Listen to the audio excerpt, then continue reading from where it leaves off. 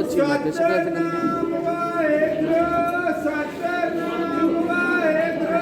ਸਤਨਾਮ ਵਾਹਿਗੁਰੂ ਸਤਨਾਮ ਵਾਹਿਗੁਰੂ हाथ जोड़ के ਸਤਨਾਮ ਵਾਹਿਗੁਰੂ ਸਤਨਾਮ ਵਾਹਿਗੁਰੂ